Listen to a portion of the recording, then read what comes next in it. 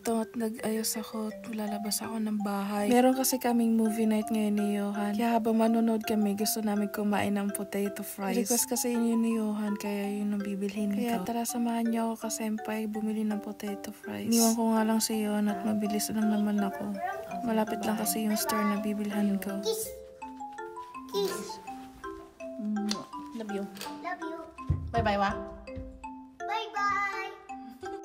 Ito nga't palabas na ako ng bahay. Kapag lumalabas kasi ako na ako lang mag-isa, nilala ko talaga tong pintuan. Kaya palagi kong daladala yung susi. Meron din akong susi nilalagay sa labas, pero nakatago lang din yun, na ako lang ang nakakaalam. At yun na nga mga kasenpai, pupuntahan ko na yung ninja ko. Ang angas talaga ng ninja ko, tingnan nyo mga kasenpai. Maangas yan, kala nyo mas mabilis pa yan sa totoong ninja. Uy, assuming yarn. Gusto ko talagang lumalabas ng bahay kapag gabi. Maliwalas din kasi siyang tignan. Hindi mainit, hindi rin maulan. At the same time, sobrang lamig din talaga mga kasenpai. Kaya masarap talagang gumala kapag gabi. Lalo na sa ulo mo pa yung daan. Hindi mo talaga ako mapapalabas kapag tag-araw. Kasi ba naman mga kasenpai, ang init-init, diba? Anong sense na paglo-lotion ko kung lagi ako nasa initan? Uy, si high blood. Pero mga ganitong buwan mga kasenpai, magandang gumala. Kasi kahit sumikat si Haring Araw, at the same time, malamig pa rin. Kasing lamig ng pagmamahal niya.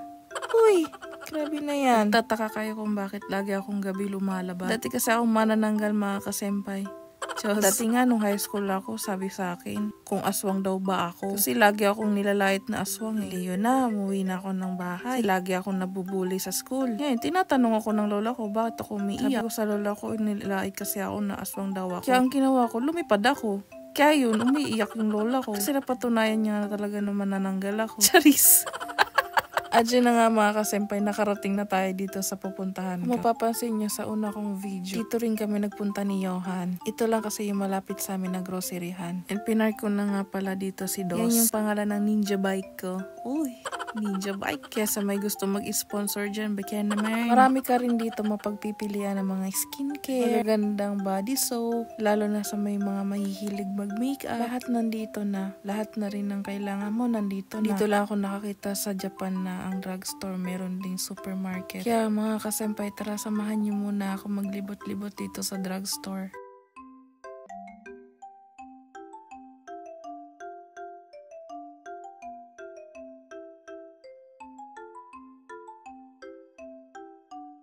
Andito na rin tayo sa mga ice cream. Dito na rin kasi makikita yung potato na gusto namin. Medyo may kamahalan siya, pero dahil gusto namin, kukunin namin. Ay, nandito na nga tayo sa mga makeup. Alam niyo ba mga kasenpai, nahihilig na rin ako tumingin-tingin sa mga makeup. Magandang klase rin kasi itong mga Curel na to. Ito yung #1 seller ng Japan sa mga skincare nila. Medyo may kamahalan pero worth it naman. Bago nga ako umuwi, binidyohan ko muna dito yung mga skincare. Para kapag sasahod na ako, alam ko na kung ano yung dapat kong kukunin. Kaso ang mamahal na mga gusto kong bilhin.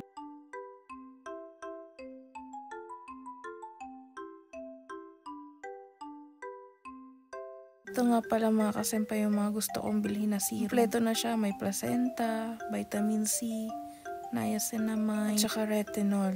Dito nga ako naambil sa mga TV na maliliit na to. Pinapakita dyan ko paano gagawin yung step by step ng skincare. Lalo na to, sobrang mahal ng set niya. Itong puti na to is nagkakalagang 4,600. And yung color black naman is 8,000. At itong Transino, medyo pricey din siya. Kaya nahihilig na rin ako magtingin-tingin ng mga makeup. Kaya abang-abang kayo sa susunod ko mga video. Dahil ipapakita ko sa inyo yung serum na mga gusto ko. And nandito na tayo sa cashier. Magbabayad na tayo ng pinamili natin.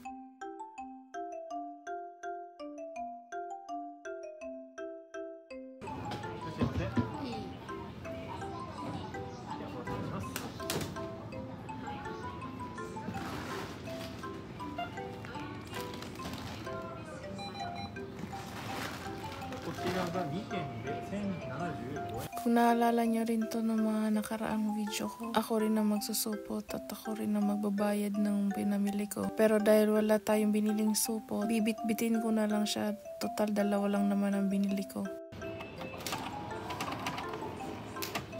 確定ボタンをタッチしてください。 At At yun na nga mga kasenpai, natapos rin ako sa pagbayad ng mga pinamili ko. Kailangan na rin natin magmadali dahil mag-isa lang si Yoon sa bahay. Kaya tara, samahan niya muna ako magmaneho kasama si Dos.